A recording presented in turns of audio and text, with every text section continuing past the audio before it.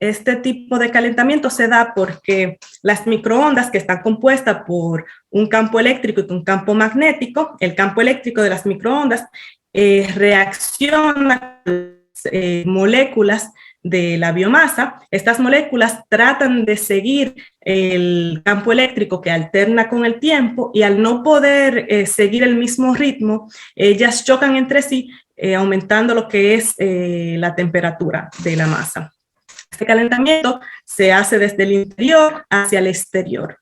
También es bueno resaltar que para las microondas no todos los compuestos reaccionan de la misma manera. Hay compuestos que son transparentes las microondas, como es el vidrio, el cristal es transparente. Hay otros que son muy buenos absorbentes, como es el agua, y hay otros que simplemente las reflejan, como son los metales. Okay. Dentro de la producción de microondas, ya sea a nivel doméstico o a nivel industrial, hay ciertos elementos que cabe destacar porque son las partes esenciales de la tecnología. La primera es el magnetrón, que es quien se encarga de producir las ondas. Este equipo funciona excitando los electrones y redireccionándolos hacia una cavidad de onda. La cavidad de la onda es lo que uno puede decir, es lo que la onda hacia el objeto de contacto. Hay diferentes tipos de cavidad con dimensiones diferentes, pueden ser rectangulares o cilíndricas, y cada tipo de cavidad tiene un modo de propagación de la onda. En un tipo de cavidad pueden haber varios tipos de propagación de la onda, dependiendo de las dimensiones, o puede haber un solo tipo de propagación.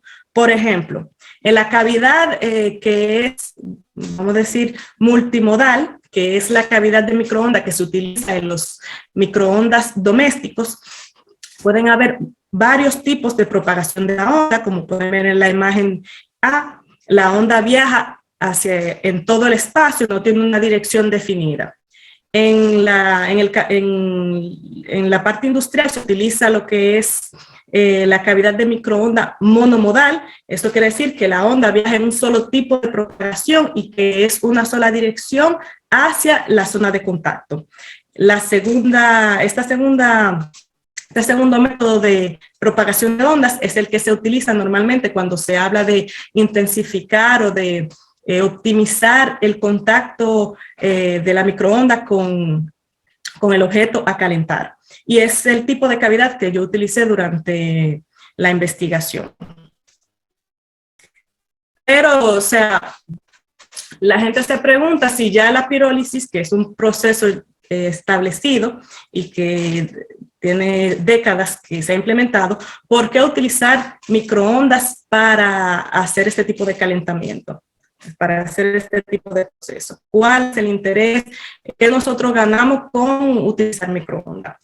Lo primero es que, según las diferentes investigaciones que se han realizado hasta el día de hoy, la mayoría de las veces el uso de microondas optimiza el porcentaje de moléculas dentro del bioaceite obtenido por pirólisis.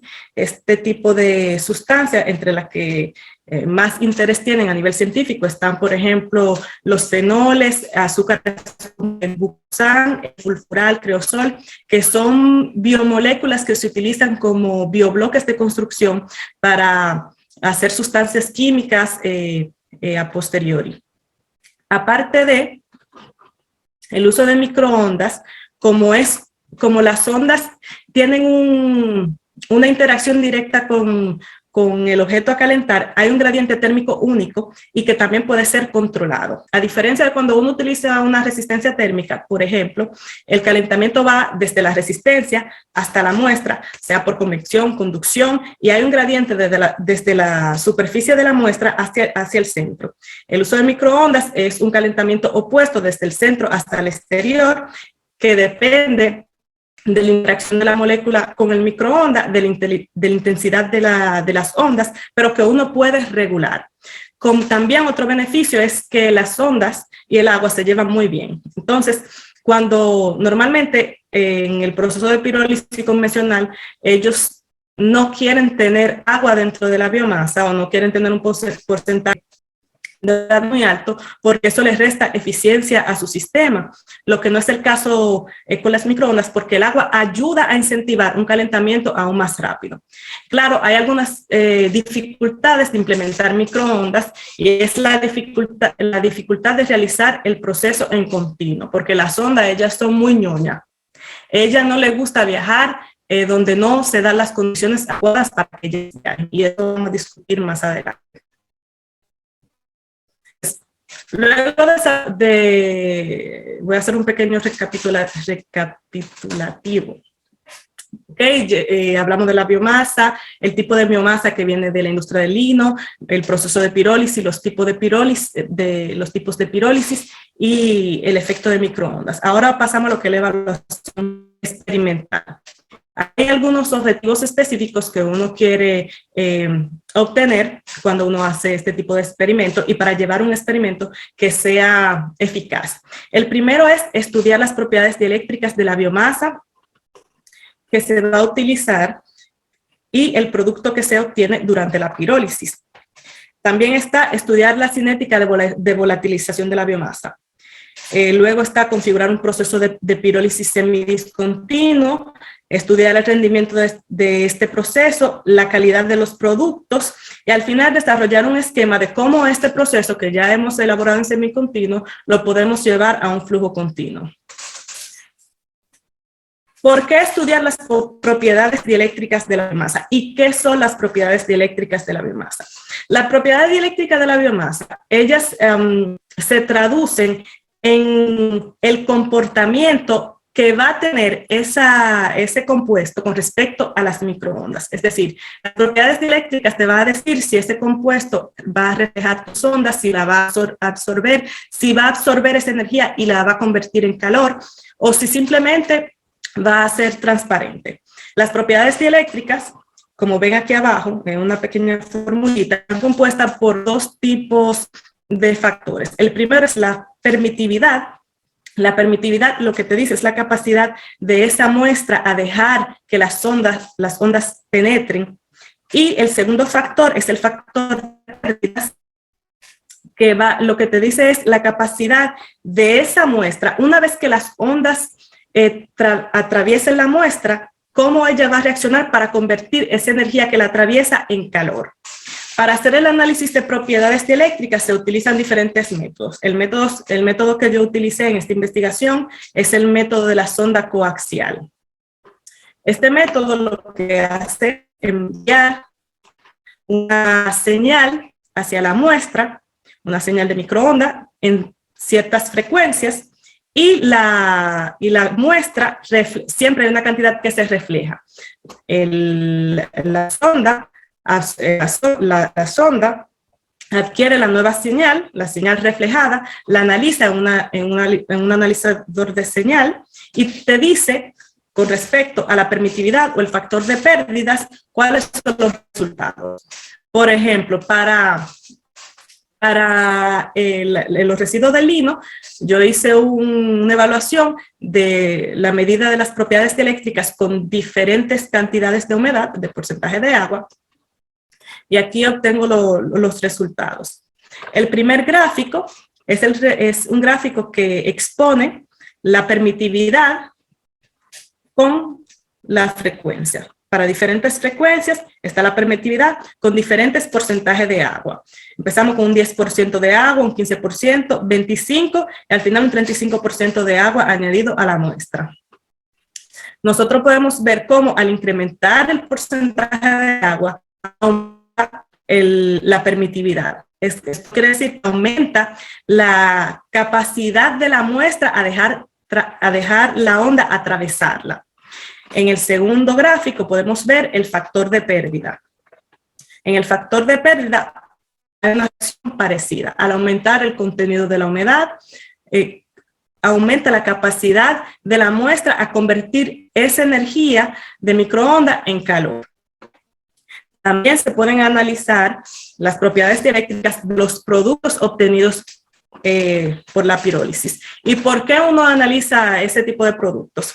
Cuando uno tiene un proceso de pirólisis, es una reacción que al final te produce 3 fases. Dentro de tu reactor tú vas a tener el sólido que se está descomponiendo, tú vas a tener una capa de gas y una capa de volátiles condensables que se van a condensar durante tu reacción. Entonces tú vas a tener tu carbón, tu biomasa, el gas y el aceite. En este caso, en este gráfico que pueden ver, es la permitividad con la frecuencia para la biomasa, que es lo que yo puse flagshipes, están en inglés, para el bioaceite y para el carbón. Ustedes pueden ver que el aceite es la que tiene la permitividad, el comportamiento de permitividad más elevado. Similar, para el factor de pérdidas, el aceite también es el que tiene el comportamiento o la interacción más elevada. Esto quiere decir que entre la biomasa, el residuo, el carbón que queda, y el aceite es el aceite que tiene la mayor capacidad de convertir la energía microonda en calor. Eso quiere decir también que cuando mi reacción de pirólisis avance y pase de mi biomasa hacia la transformación,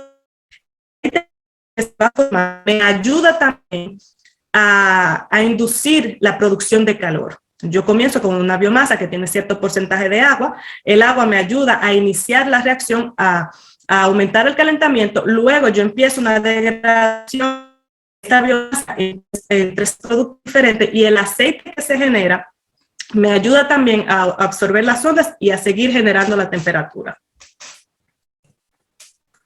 Luego de saber cómo va a reaccionar lo que es la biomasa con respecto a su tasa de humedad, los productos que se forman durante la reacción, hay también que analizar cómo se va a comportar la biomasa con respecto a la temperatura, cómo se va a volatilizar. Esto es para bien elegir el rango de temperatura que yo necesito durante mi proceso de pirólisis, porque si bien es cierto, todas las biomasas se van a degradar por la temperatura, hay un rango específico para cada tipo de biomasa según lo que tú quieras obtener y la calidad del producto que tú quieras obtener.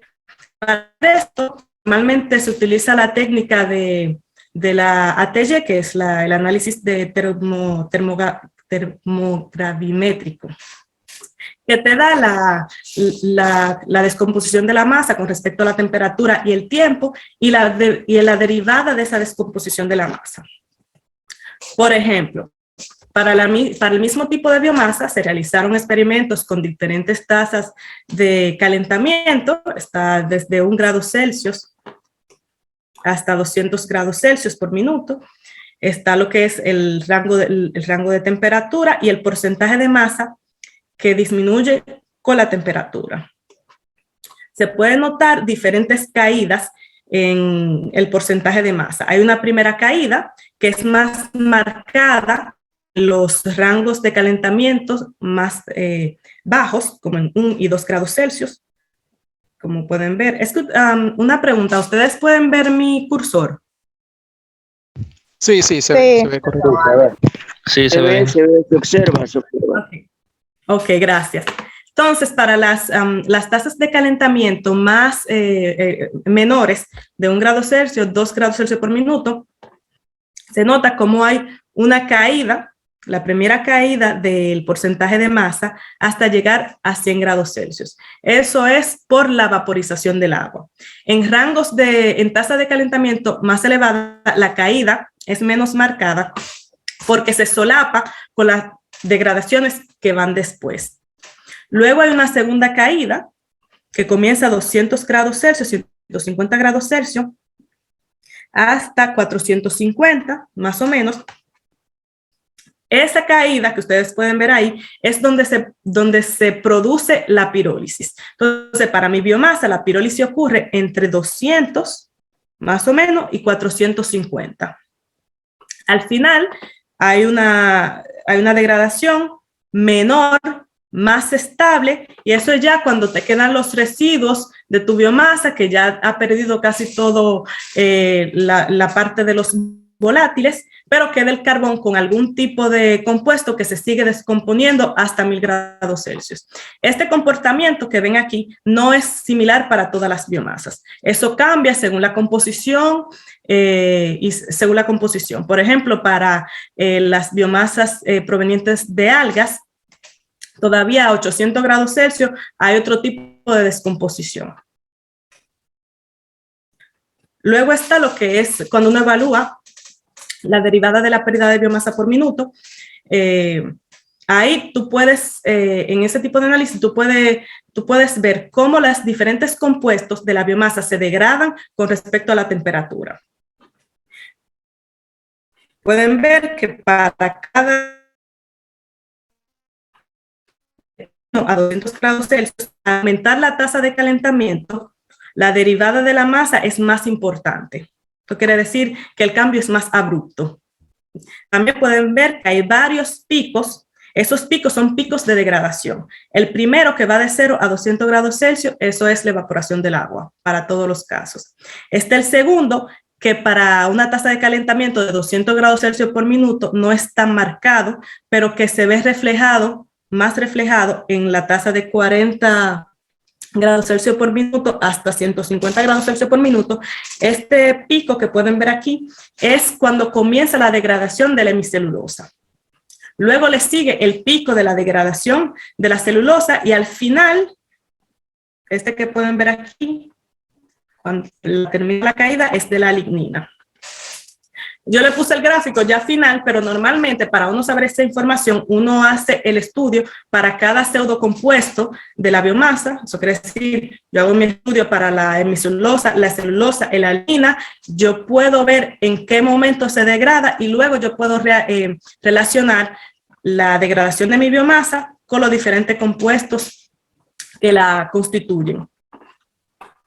Lo importante de esto es de saber en qué tiempo o en qué temperatura se va a degradar el pseudocompuesto de tu biomasa, es para saber qué tipo de compuesto yo quiero degradar más que otro según la calidad final de mi producto. Porque si yo degrado, por ejemplo, si yo me paro a una temperatura de 4 grados Celsius, el compuesto de lignina no se va a degradar. Eso quiere decir que en mi producto final, los derivados de la degradación de la lignina no estarán presentes.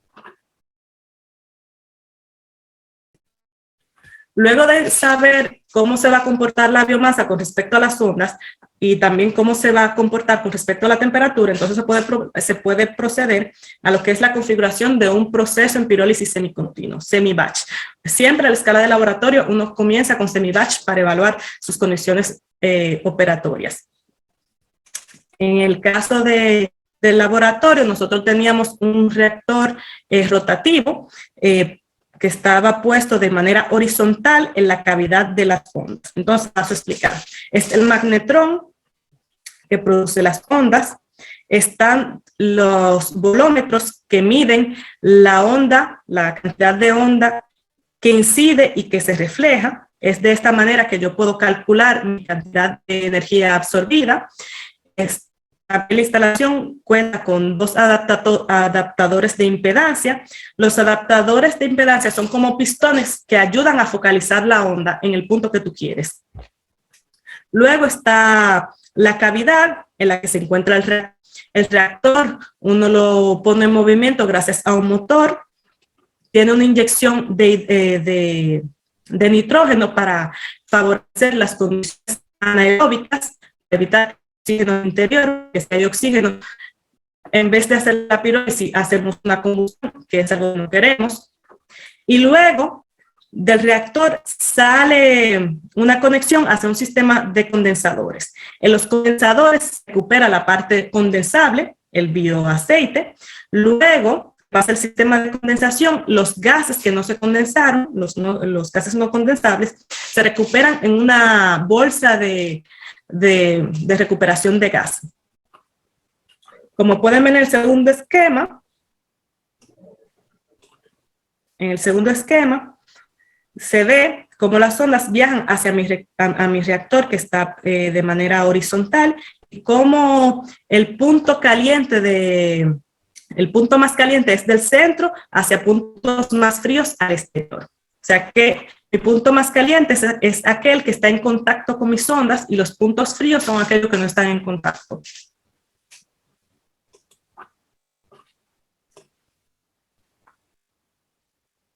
¿Por qué usar volómetros y adaptadores de impedancia? En el gráfico que ustedes pueden ver, está la señal de mi onda incidente, que es en mamey. La onda reflejada, que es aquella en roja, y la onda absorbida, que se calcula por diferencia de la onda incidente y reflejada. Antes de utilizar lo que es la focalización usando los adaptadores o los pistones para focalizar la onda, se puede ver que la onda tiene un comportamiento inestable.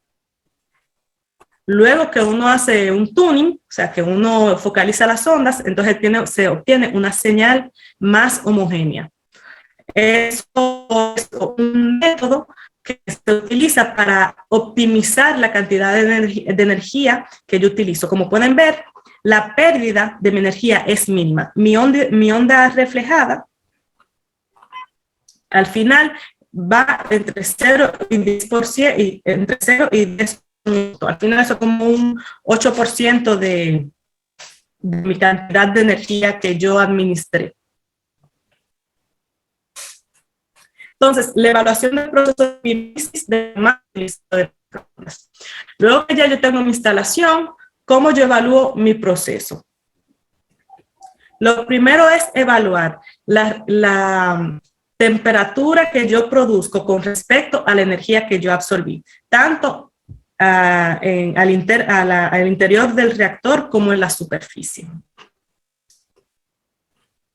En el gráfico que pueden ver aquí, está en mamey la temperatura en la superficie del reactor y en los puntos rojos son la temperatura en el interior. La temperatura en el interior se mide con una termocupla que uno inserta en el reactor y la temperatura en la superficie se midió con una fibra óptica de manera constante. Como pueden ver, entre el interior del reactor y la superficie hay por lo menos 150 grados Celsius de diferencia. Eso quiere decir que mi gradiente de temperatura entre el centro y la superficie es casi el doble. Lo importante de esto es saber que la medida de la temperatura se tiene que hacer in situ. Si uno hace una reacción y uno mide la temperatura en la superficie, la temperatura es falsa, porque al final mi reacción está ocurriendo a temperaturas más elevadas. Y para esto hay que tener en cuenta que es para una misma energía absorbida.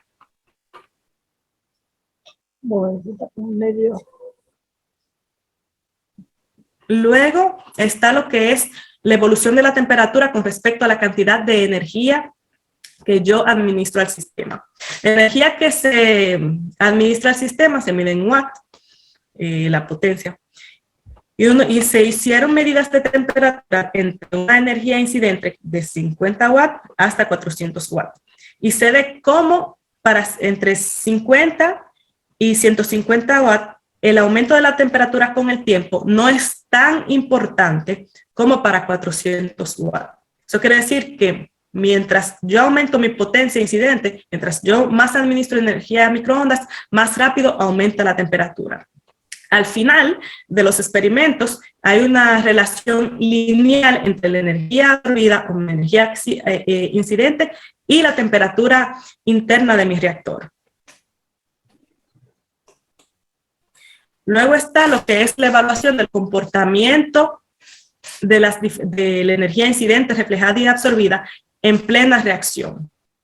Entonces, este gráfico pueden ver la energía, la señal de microondas, en una reacción de pirólisis durante 6 minutos. Como pueden ver, al principio hay una zona de inestabilidad, que es la zona donde yo hago mi tuning para tener luego una estabilidad. Para luego tener una estabilidad, yo veo cómo mi onda, mi energía absorbida aumenta a medida que yo hago mis arreglos con los pistones de impedancia y luego es estable. Esta primera zona que pueden ver corresponde a la evaporación del agua. Luego empieza una segunda zona de inestabilidad. ¿Por qué hay inestabilidad? En esta zona es cuando la pirólisis se activa, por así decirlo, y la pérdida de masa se hace importante. Como vimos en los gráficos de volatilización anterior, es la segunda caída abrupta de la pérdida de masa. Como hay una pérdida de volumen, las ondas no encuentran el punto para el que ellas estuvieron ajustadas y el sistema se vuelve inestable. Uno vuelve y hace otro tuning y vuelve a una segunda zona de estabilidad. Esta segunda zona de estabilidad representa la zona de pirólisis pasiva. Eso quiere decir que ya no hay tanta pérdida de masa, el sistema es más estable. Las zonas pasivas y activas de la pirólisis también se ven físicamente. Por ejemplo, la imagen A, yo puedo ver cómo a la salida de mi reactor, yo tengo todos los gases que pueden condensarse o no, que salen. Se ve, todos los gases se ve como blanco. Ya cuando cuando la fase es pasiva, que no hay tanta degradación, yo veo como hay un aceite que ya se condensó, pero no hay tantos vapores que salen del sistema.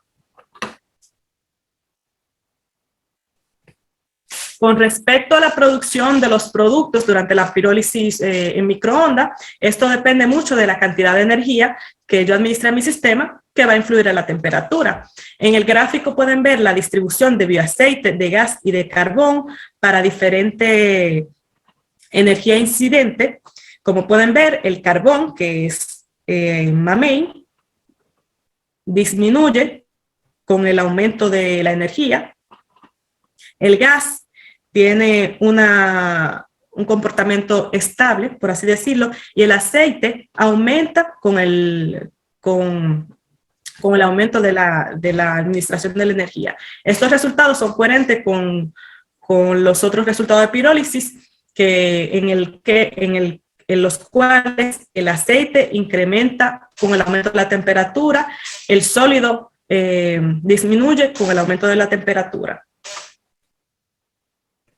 Luego está la evaluación de la calidad de mis productos. Por ejemplo, en este gráfico pueden ver la composición del aceite que yo obtuve para los residuos de lino. Ese aceite está compuesto de manera general de un 40% de ácidos carboxílicos, 2% de aromáticos, 2% de alcoholes, aldehídos, tiene compuestos nitrogenados, cetonas, éster y un 23% de fenol. Entre los compuestos representativos, es lo que quiero decir con compuestos que dentro de las familias químicas tuvieron una presencia destacada, está el ácido acético para los ácidos carboxílicos, el benceno para los aromáticos, el fulfural para los aldehídos, el cresol y el fenol para los fenoles, la ciclopentenona, y también el metilcatecol. Fueron los compuestos que dentro de mis análisis tuvieron mayor porcentaje. Estos compuestos o la evolución de las familias químicas de aceite depende también de la temperatura que yo utilicé en el proceso. Por ejemplo, los fenoles aumentan al yo aumentar mi temperatura. Los ácidos carboxílicos presentes en el aceite disminuyen al yo aumentar mi temperatura. Con respecto a los gases que se producen por la pirólisis de la biomasa, los compuestos detectados fueron el de carbono, el etileno, acetileno, etano, propeno. También, aunque no se ven aquí en este cromatograma, estaba lo que es el monóxido de carbono, el hidrógeno y el metano. La producción de las especies no se da en las mismas cantidades en el tiempo. Como pueden ver en el segundo gráfico, Cuando empieza la reacción, para una reacción de 6 minutos, de 10 o de 16 minutos de duración, el compuesto que se produce en mayor porcentaje al principio es el dióxido de carbono y luego disminuye. Sin embargo, el hidrógeno no empieza tan alto y luego aumenta un poco. Al final, tú tienes una mezcla de gases, pero es bueno saber en qué tiempo se produce cada especie de tu gas, para tú saber también si tú quieres tener un proceso más o menos largo en el tiempo. Luego de evaluar tu proceso con respecto a tu propiedad dieléctrica, cómo va a reaccionar tu biomasa, cómo se va a volatilizar tu biomasa, cómo va a influir tu energía de microondas a la producción de tu gas, de tu bioaceite o de tu carbón. Entonces tú estás preparado para hacer un scale-up de tu proceso. Para esto, hay algunos puntos a evaluar, como es elegir la geometría correcta para garantizar la propagación de ondas. Porque las ondas necesitan ciertas condiciones para propagarse. Eso lo vamos a ver más adelante. También se necesita preparar el sistema para entregar la suficiente densidad de energía o de potencia para garantizar la temperatura. Según la cantidad de energía que tú inyectes al sistema, tú vas a obtener un resultado en temperatura. Y tú necesitas saber que tu magnetrón o que tu producción de ondas es suficiente para tú producir la temperatura que tú necesitas para la cantidad de biomasa que tú quieres tratar. Y luego está también obtener un reactor que tenga una facilidad de circulación de materia prima y separación de productos. Porque en el caso de la pirólisis, tú tienes una reacción donde se producen 3 fases. Tú vas a tener tu aceite que se te va a condensar, tú vas a tener el gas y tú tienes un sólido. Y tú necesitas un reactor que en continuo facilite tu circulación de la biomasa, pero que al mismo tiempo te permita obtener los gases no condensables y los condensables de manera rápida, para evitar que el aceite se te condense en el reactor y que tú hagas lo que es la colmatación, o que al final el aceite se quede atrapado en tu reactor y que se degrade y que produzca más gas. Uno de los puntos a evaluar con respecto a la compatibilidad entre tu reactor y las ondas es la atenuación de la onda. Por ejemplo, en este gráfico está el diámetro mínimo que tú necesitas para que la onda se propague. Está también, cada línea representa dentro de ese diámetro la cantidad de biomasa que tú insertaste. Y luego está un límite, que es el límite entre la propagación de onda y la atenuación. Para diferentes tipos de llenado de cierto diámetro, uno puede ver que hay un tipo de atenuación diferente. Por ejemplo, para un llenado de 4/9, uno puede ver que uno puede trabajar hasta un diámetro mínimo de 0.02 metros.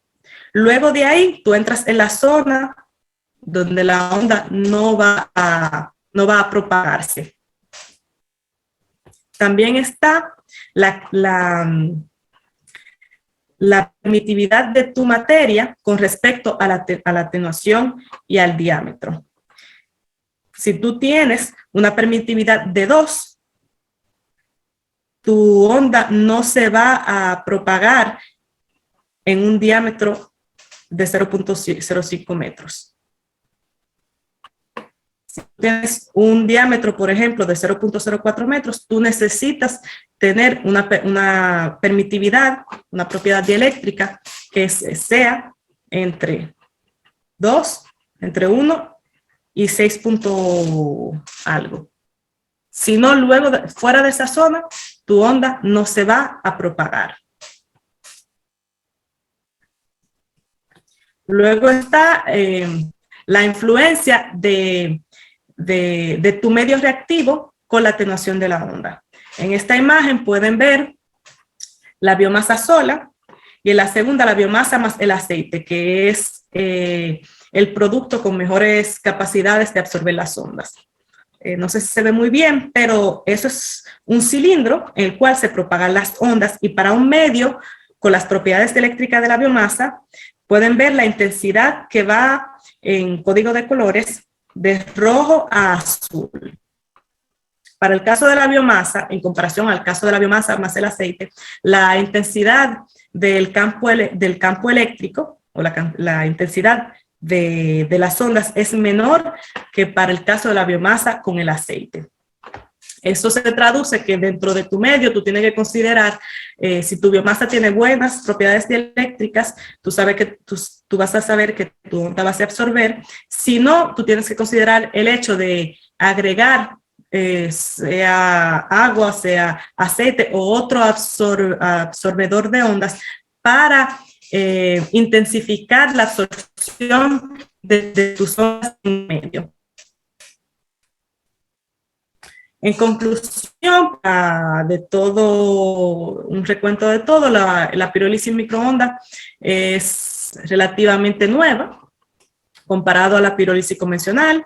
Hoy en día, la comunidad científica le da un privilegio con respecto al residuo de biomasa por el hecho de obtener productos de alta calidad, con un contenido alto en lo que son fenoles y compuestos que se pueden utilizar sea en la industria química, sea en la industria de la producción de biocarburantes. También, por ejemplo, el hecho de que las altas propiedades eléctricas del bioaceite resulta en una mayor conversión de la energía de microondas debido a su efecto absorbente. Parte de la conclusión también ha sido que las tres fases de la pirólisis, quiere decir la evaporación del agua, la volatilización primaria o la fase activa y la degradación pasiva o la fase pasiva, se identifican con respecto a la interacción de la onda con tu medio. Y también parte de las conclusiones ha sido que la producción de aceite depende de parámetros principales como son la energía absorbida y la tasa de calentamiento. Este programa ha sido parte del programa Calliope, financiado por la MESIL, y bueno, ya eso es todo. Gracias. Bien, queremos darle las gracias a Lilibet por esa exposición de su proyecto de investigación. Ya ven que el microondas no solamente es para calentar comida, sino que se puede utilizar para darle valor a la biomasa. Queremos saludar la presencia de nuestro señor decano, que está con nosotros desde el principio. También está la coordinadora de la cátedra de diseño y el profesor Fernando Soler de los laboratorios. En ese sentido, pues, habíamos dicho al principio que las preguntas las íbamos a hacer a través del chat. Ustedes pueden comenzar a escribir en el chat las preguntas, así se la podemos ir haciendo a nuestra conferencista, o también ella la puede ver y contestarla de acuerdo a eso. Así que las preguntas vamos a hacerlas no de manera verbal, sino escrita. Ya pueden ir comenzando, abren su chat abajo y comiencen a hacer las preguntas del lugar. Mientras se escriben, ¿verdad? Vamos a recordar que esta es la segunda charla de nuestro programa de conferencias, que serán martes y jueves. En el siguiente día que vamos a trabajar, estamos hablando del martes 12 a las 7 de la noche, tendríamos el potencial de la biotecnología en la nueva revolución industrial por el ingeniero Joan Jiménez. Y luego el jueves, a esta misma hora, otro de nuestros doctorantes del Calliope 1, Luis César Reyes Alonso, con la gasificación de biomasa en reactor de lecho fluidizado. Fíjense que son conferencias muy interesantes, técnicas, que nos traen cómo está la tecnología desarrollándose en Europa y que pudieran ser eventualmente aplicables a nuestro país. un país que tiene mucha biomasa y que podríamos nosotros utilizar, ¿verdad? Algunas de estas técnicas para darle valor a la biomasa. Ezequiel nos pregunta a Lilibet que si podía hablar de que el costo del proceso y la rentabilidad. Una muy buena pregunta.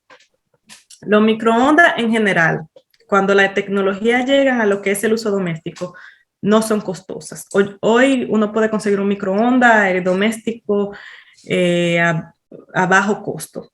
Ahora, cuando uno quiere obtener un microondas que sea en cavidad monomodal, los costos suben. ¿Por qué? Porque la tecnología de magnetrón es más costosa, es más cara. Aparte de que el hecho de tener ¿cómo diría eso? La precisión de saber la cantidad de energía que tú inyectas a tu sistema, la cantidad de energía que tú absorbes, la cantidad de energía que tú reflejas, ese sistema de volómetros, que son los encargados de medir este tipo de señal, todavía costoso, es una realidad. Sin embargo, en cuanto a rentabilidad de la utilización de microondas, cuando tú te dices que un 100% de la energía que inyectaste tú utilizaste un 95% y que solo tuviste 5% de pérdida para producir tu aceite, tú dices que sí hay una rentabilidad, pero que el costo todavía de la tecnología microondas es elevado. Entonces, hoy en día la perspectiva es trabajar en la tecnología de la producción de ondas, de magnetrón, en la tecnología de volómetros, para reducir el costo de ese tipo de tecnologías y hacerlo más accesible al público.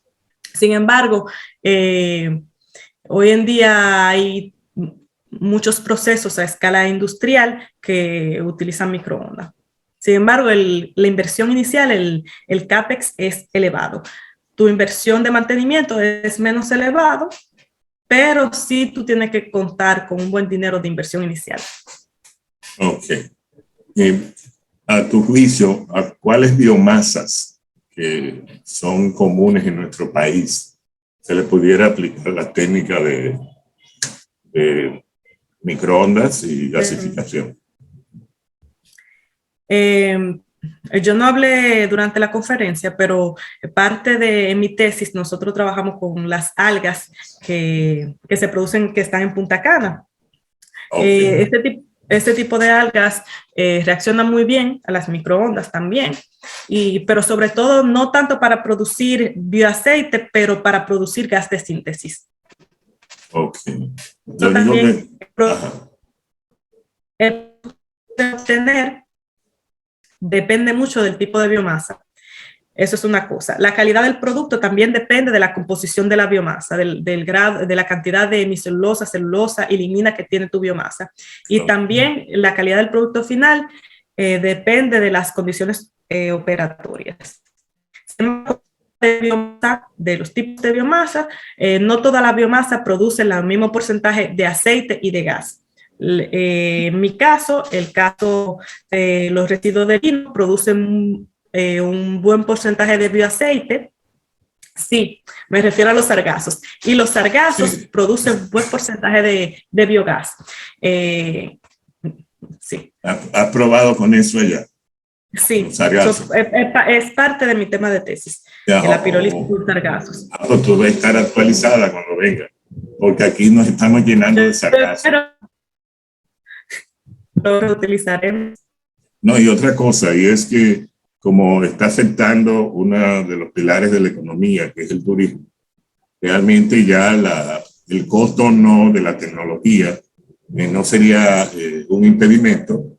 Estamos tratando de resolver un problema ahora mismo, y es el uso de ese sargazo, que algunos le están dando utilidades agrícolas, la cogen para alimentos de animales o refuerzo de suelos, etcétera. Pero si podemos valorizarlo a través de biogás o un combustible, pues mucho mejor. Okay. Hay una pregunta, Lili. ¿Qué proceso utilizan para identificar la pureza del aceite y de los gases? En general, para la pureza del aceite y de los gases se hacen 2 etapas. La primera es la identificación de cromatografía de masa para identificar los diferentes compuestos que están al interior y para cuantificar los compuestos. Entonces, en el caso de los aceites se hace con la cromatografía FID y en el caso de los gases se hace la cromatografía FID con la TCD. O sea, ese es lo que más se usa hoy en día. Pero, sin embargo, hay otros métodos que se pueden utilizar, como es el HPLC, también para la pureza del aceite. En mi caso, yo preferí usar la cromatografía porque tenía el equipo disponible y porque también conocía la técnica para correlacionar mis resultados entre la cromatografía de masa y mi cromatografía de líquido o de gas.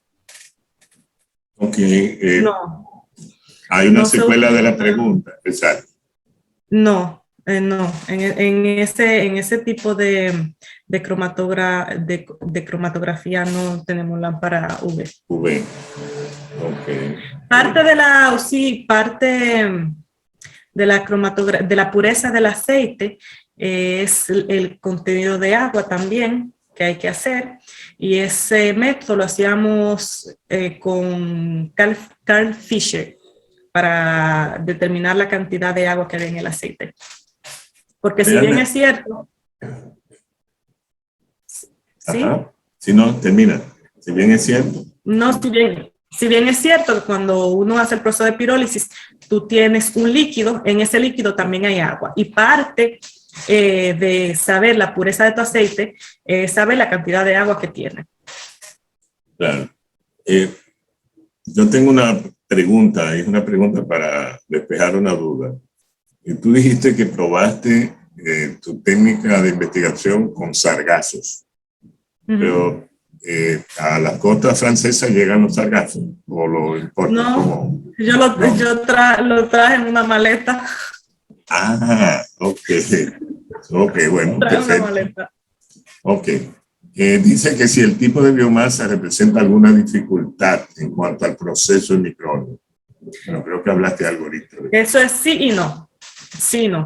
Sí, en el sentido que tú puedes encontrar biomasa que no te absorba las ondas. Y no porque hoy en día se utiliza mucho lo que son absorbedores de ondas como ayuda para el calentamiento en microondas. Uno de los absorbedores más famosos es el carburo de silicio, que es un tipo de cerámica que absorbe muy bien las ondas y tú lo mezclas con tu biomasa y el proceso se da igual. Serían como catalizadores de la potencia de la microonda. Digo así, para hacer que la biomasa pueda... Entonces tú calientas tu absorbedor, tu carburo de silicio en este caso, y por conducción tú calientas tu biomasa. Ok, muy bien. Bueno, este tipo de material es muy importante porque hay algunos, en el caso de la química líquida, hay algunos solventes que no absorben las ondas. Y en este caso, cuando tú quieres tener una reacción en microondas y que tu solvente no absorbe las ondas, entonces tú puedes hacer un reactor en carburo de silicio. Y eso hace que tú puedas hacer tu reacción utilizando microondas como calentamiento. Hay una pregunta interesante ahora mismo, que es el impacto ambiental que podría generar el proceso. Bueno, ninguno. No, mentira.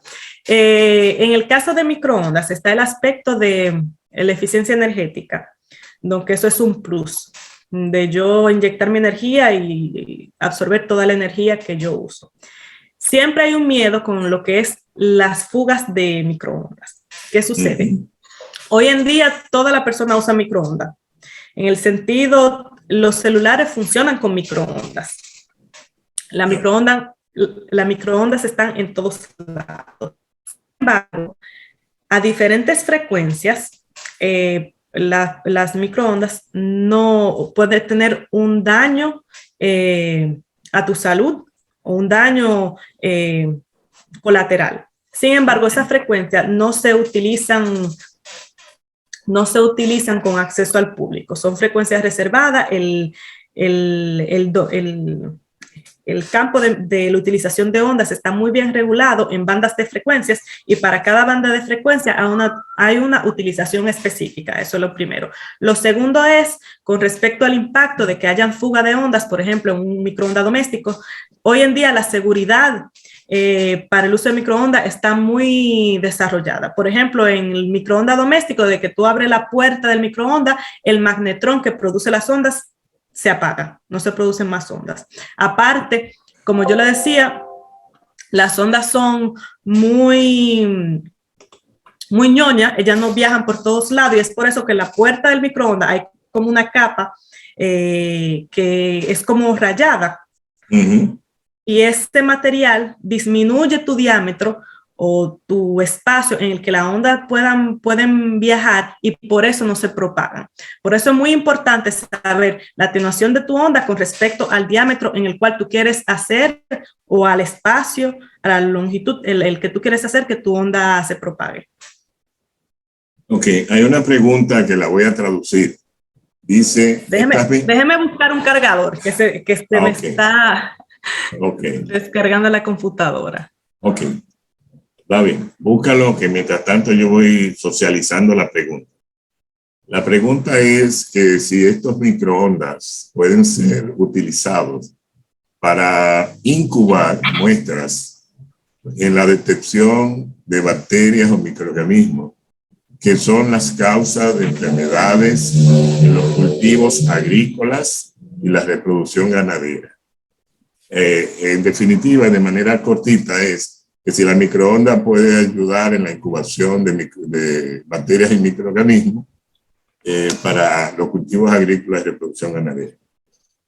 Sí, claro que sí, claro que sí. El problema está que tú tienes que tener una medida de tu temperatura muy, muy específica, porque digamos que tu medio de cultivo absorba bien tu sonda. Lo primero que tú tienes que hacer es una calibración con respecto a la cantidad de energía que tú vas a inyectar a tu sistema y la temperatura que se produce. Porque cuando uno habla de microorganismos, hay un rango de temperatura que ellos toleran, pero luego de ese rango tú vas a eliminar malos microorganismos que lo que tú lo vas a ayudar para proliferarlos. Ok, perfecto. O sea, la respuesta sería sí, todo depende del rango de potencia que puedas darle a través de microondas. Ok, perfecto. Bueno, si hay alguna otra pregunta, vamos a darle unos segunditos para que le escriban. Mientras, queremos saludar de nuevo la presencia de nuestro decano, el señor Amparo Céspedes, de la coordinadora de la Cátedra de Diseño, el Chacota, del profesor Fernando Soler, me encargó de nuestro laboratorio, y de todos ustedes que se interesaron en este tema, que ya ven que tiene una aplicación práctica, potencial, para uno de los problemas que se está presentando hoy en día en nuestras costas y que afectan al turismo, que son las algas denominadas sargazos, que si se pueden trabajar a través de esta técnica, bueno, ya hay una esperanza de que podamos sacar de ahí pues algún combustible que pueda ser utilizado para, vamos a decir, paliar un poquito el déficit de combustible que padecemos en nuestro país. Espero que les haya gustado. Todavía pueden escribir cualquier pregunta que tengan. Bueno, parece que no hay más preguntas. Ya agotaron toda la tanda de preguntas. Nuevamente, darte las gracias, Lilibet. Desearte éxito en tu presentación de la tesis doctoral. El 8 de diciembre. Perfecto. Estaremos ahí atentos.